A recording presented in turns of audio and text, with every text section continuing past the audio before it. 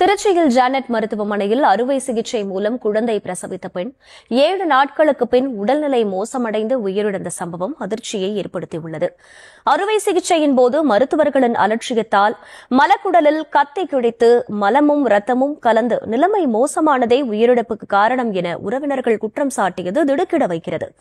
ஏற்கனவே சுகப்பிரசவத்தில் பிறந்த குழந்தை 15 மணி நேரத்தில் உயிரிழந்த பகீர் சம்பவம் நடந்த அடுத்த 5 மாதங்களுக்குள் மற்றொரு அதிர்ச்சி சம்பவம் ஜானட் மருத்துவமனையில் நடந்துள்ள நிலையில் அது குறித்து விவரிக்கிறது இந்த செய்தி தொகுப்பு.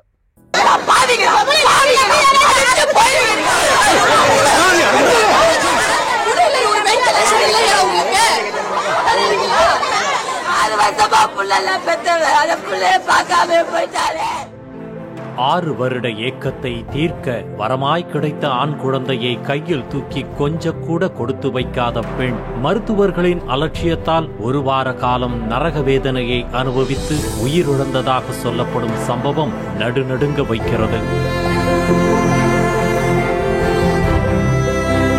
திருச்சி புத்தூர் 4 ரோடு பகுதியில் செயல்பட்டு வருகிறது ஜெனட் மகப்பேறு மருத்துவமனை. சுற்று வட்டாரங்களில் மிகவும் பிரபலமான மருத்துவமனை என்பதால் லால்குடி அடுத்த நகர் பகுதியைச் சேர்ந்த ஜெயராணி என்பவர் பிரசவத்திற்காக கடந்த 1ஆம் தேதி மருத்துவமனையில் அனுமதிக்கப்பட்டார். 3ஆம் தேதி அறுவை சிகிச்சை மூலம் ஆண் குழந்தை பிறந்த நிலையில் மறுநாள் முதல் ஜெயராணியின் உடல்நிலை மோசமானதாக சொல்லப்படுகிறது. இதனால் மேல் சிகிச்சைக்காக KMC மருத்துவமனைக்கு மாற்றப்பட்ட நிலையில் செவ்வாய்க்கிழமை சிகிச்சை பலனின்றி ஜெயராணி பரிதாபமாக உயிரிழந்தார்.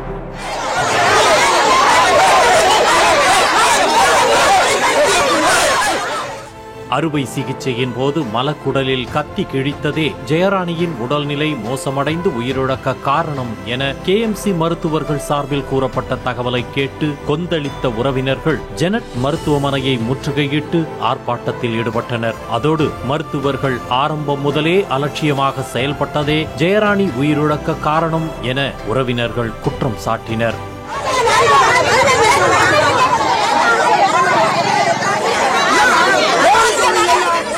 அதாவது கடந்த 1ஆம் தேதி பிரசவ வலி ஏற்பட்டவுடன் அனுமதிக்கப்பட்ட ஜெயராணிக்கு மருத்துவர்கள் முறையாக சிகிச்சை அளிக்க தொடங்கவில்லை என சொல்லப்படுகிறது. பொதுவாக நார்மல் டெலிவரி என்றால் வலி அதிகரிக்கும் வரை மருத்துவர்கள் காக்க வைப்பது வழக்கம். ஆனால் ஜெயராணிக்கு ஏற்கனவே கர்ப்பப்பையில் நீர்க்கட்டிய ஆபரேஷன் செய்யப்பட்டது என்ற நிலையில் இதுபோன்ற கிரிட்டிக்கல் கேஸில் சிசேரியன் செய்வது என்று முடிவு செய்த பிறகும் கூட ஒரு நாள் முழுவதும் ஜெயராணியை மருத்துவர்கள் காக்க வைத்ததாக உறவினர்கள் குற்றம் சாட்டுகின்றனர். அவ ஒரு கிரிட்டிக்கல் பேஷண்ட்ங்கிறது இங்க இருக்கிற எல்லாருக்குமே தெரியும். உங்களுக்கே தெரியும் சார். ஒரு கிரிட்டிக்கல் பேஷண்ட்டுக்கு நார்மல் டெலிவரி பண்ணுவாங்களா சிசேரியன் பண்ணுவாங்களா? சிசேரியன் தான் பண்ணுவாங்க. ஆனா வயிறு வலி வந்த புள்ளைய தேவையில்லாம ஞாயிற்றுக்கிழமை ஃபுல்லா அப்சர்வேஷன்ல வச்சாங்க. இன்னும் வலி வரட்டும்னு அவளை அப்சர்வேஷன்ல வச்சாங்க. எந்த ஒரு நியாயம் சார் உங்களுக்கு சிசேரியன் பண்ற பிள்ளைக்கு வெயிட் பண்ண வைப்பாங்க அப்சர்வேஷன்ல? அதே போல 3ஆம் தேதி குழந்தை பிறந்த நிலையில் மறுநாள் முதலே கடும் வயிற்று வலியால் ஜெயராணி துடிதுடித்ததாக தெரிகிறது. ஆனால் அதனை கண்டுகொள்ளாத மருத்துவர்கள் சாதாரண கேஸ் ட்ரபிள் என்று அலட்சியமாக பதிலளித்ததுடன் ஆன்டிபயாட்டிக் மட்டுமே கொடுத்ததாக சொல்லப்படுகிறது. ஒரு கட்டத்தில் ஜெயராணியின் முகம், கை, கால் போன்றவை வீக்கமடைந்ததால் அதிர்ச்சி அடைந்த மருத்துவர்கள் உடனே அவருக்கு இனிமா கொடுத்து வயிற்றை சுத்தம் செய்ததாகவும் சொல்லப்படுகிறது. எல்லாருக்கும் நான் சொல்றேன், டாக்டர்லாம் பாப்பீங்கல்ல, எந்த சிசேரியன் பண்ண பொம்பளைக்கு சார் இனிமா கொடுப்பாங்க? அவளுக்கு இனிமா கொடுத்தா சார் கொண்டிருக்காங்க. இனிமா அந்த பிள்ளைக்கு கொடுத்து அந்த மழை எல்லாம் அந்த புள்ள பிளட்ல ஃபுல்லா இன்குவச்சு எல்லாம் முடிஞ்சிச்சு சார். நீ வெள்ளிக்கிழமை சாயந்தரமும் அந்த பிள்ளை இங்கே தான் சார் வச்சிருந்திருக்காங்க. அந்த பிள்ளையால முடியல.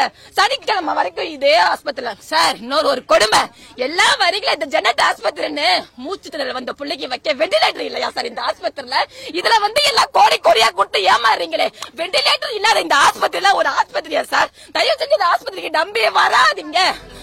ஏற்கனவே குழந்தை பிரசவித்த ஜெயராணிக்கு இனிமா கொடுத்ததும் அவரின் உடல்நிலை மிகவும் மோசமடைந்ததாக சொல்கிறார்கள். இதனால் உடனே ஜெயராணியை மேல் சிகிச்சைக்காக KMC மருத்துவமனைக்கு தங்கள் ஆம்புலன்ஸ் மூலமே அனுப்பி வைத்திருக்கின்றனர் ஜெனட் மருத்துவர்கள். அங்கு ஸ்கேன் செய்து பார்த்தபோதுதான் ஜெயராணியின் மலக்குடலில் கத்தி கிழித்தது தெரிய வந்திருக்கிறது. அதோடு குடலில் ரத்தமும் மலமும் கலந்து நிலைமை மோசமாக இருந்ததும் இதை அறிந்தே ஜெனட் மருத்துவமனையில் இவருக்கு இனிமா கொடுக்க அனுப்பப்பட்டதும் தெரிய வந்தது.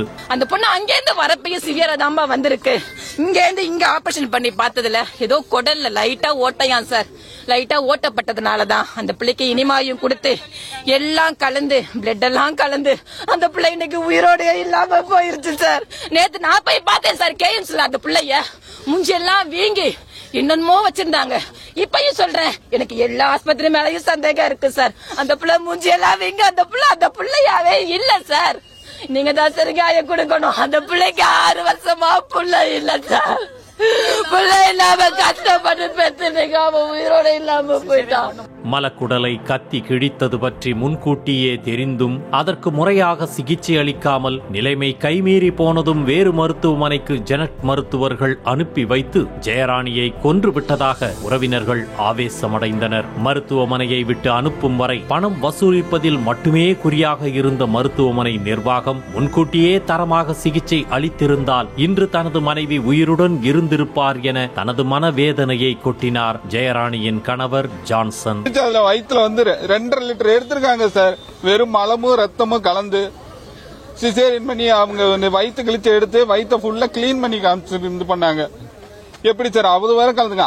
அது அவங்க ஒரு நாள் முன்னாடி முடியாது இது மாதிரி இருக்குதுங்க அப்படின்னு சொல்லாம நீங்க போங்க அங்க ஒண்ணும் இல்ல சரி பண்ணிடுவாங்கன்னு சொல்லி அமிச்சு இப்ப என் பொண்டாட்டி என் கிட்ட இல்ல சார். அவங்க இறந்து போயிட்டாங்க சார். இது முழுக்க மருத்துவரோட அலட்சிய போக்கு சார். இதனிடையே மலக்குடலில் கத்தி கிழித்ததாக கூறப்படுவதற்கு மறுப்பு தெரிவித்துள்ள மருத்துவர் கர்ப்பப்பையில் இருந்த கட்டியை மட்டுமே வெட்டி எடுத்ததாகவும் பின்பகுதியில் இருக்கும் மலக்குடலில் கத்தி பட வாய்ப்பே இல்லை என்றும் விளக்கம் கொடுத்துள்ளார். கத்தி வச்சிருக்குது குடல்ல மலக்குடல்ல ஓட்ட போட்ட மாதிரிலாம் அதுக்கான பாசிபிலிட்டியே இல்லை. ஏன்னா நம்ம யூட்ரஸ்ல கர்ப்பப்பையில உள்ள கட்டியை மட்டும் தான் எடுக்கிறோம். அதை திருப்பி தச்சு அந்த ப்ளீடிங்கை நிப்பாட்டுறோம். மற்றபடி குடல் எல்லாம் பின்னாடி இருக்கிறது அதை போய் நம்ம டச்சே பண்ண போறது இல்லை.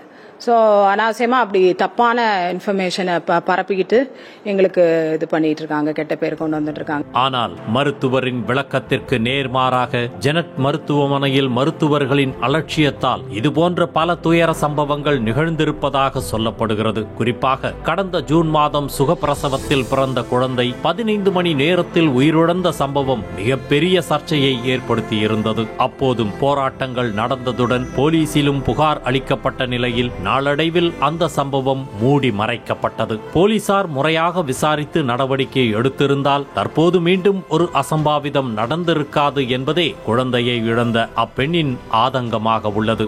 இந்த ஜெனட் மருத்துவமனை மருத்துவமனையே கிடையாது. அங்க போனா அவங்க கொலை பண்றதுக்கு ஒரு நம்ம கிட்ட காசு வாங்கிட்டு கொலை தான் பண்றாங்க. அதுதான் அங்க நடக்குதே.